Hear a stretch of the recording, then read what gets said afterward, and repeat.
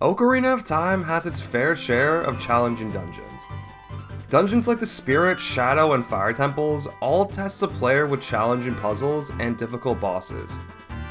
But there's one temple in Ocarina of Time that stands above the rest in terms of difficulty.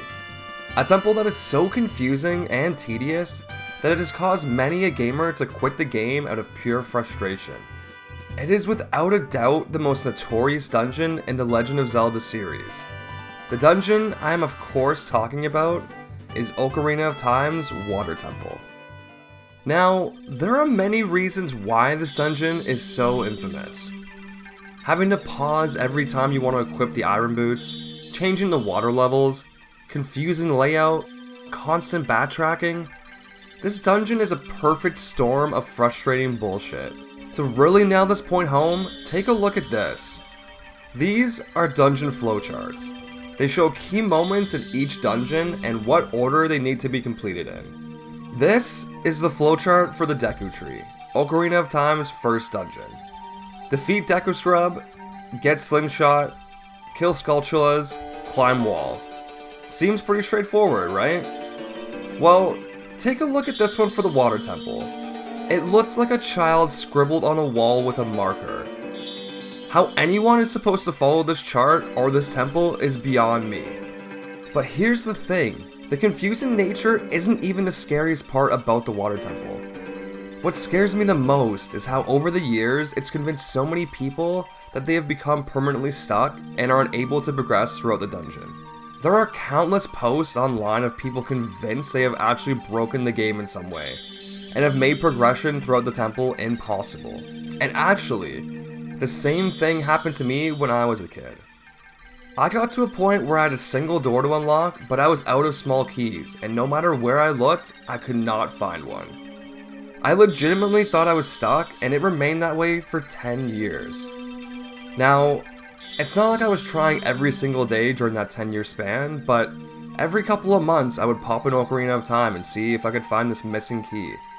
Which, at that point, had become something of a myth or legend to me. I've heard about it, knew it existed, but I'd never seen it with my own eyes.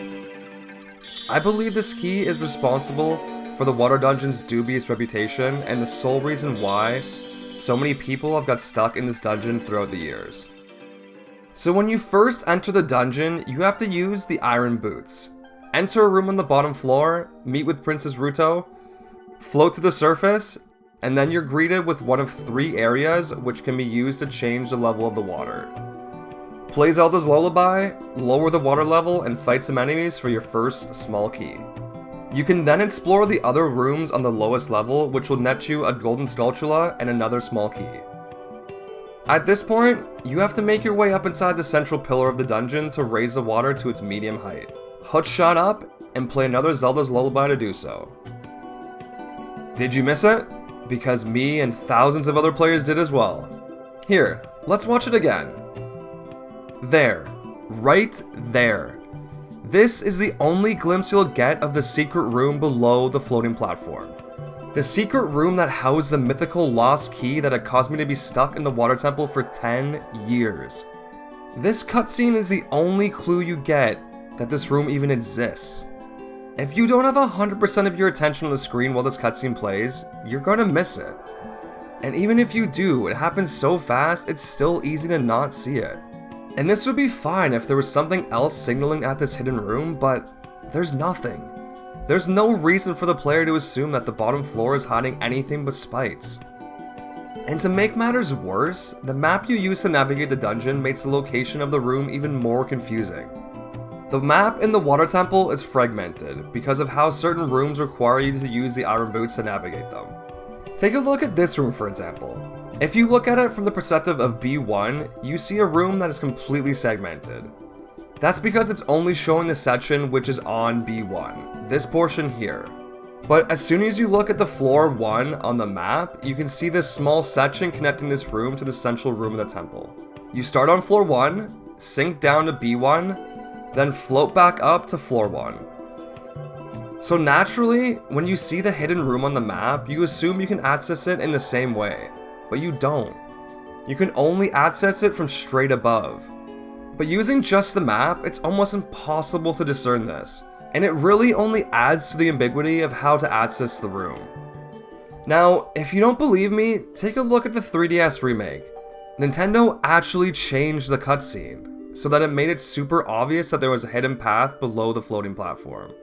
This was such a problem that Nintendo thought it was necessary to literally shove the answer straight down the player's throat. Now, this may have been an overcorrection, but Nintendo was right. This key was a problem. I believe it's single-handedly responsible for thousands of players across the world thinking that it's actually possible to get permanently stuck in the water temple. I know I did. If it wasn't for this key, the water temple would still be frustrating and tedious and confusing, but it would be manageable.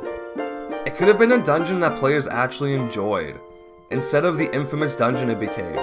And it's all because of this single small key. A single key that ruined an entire Zelda dungeon.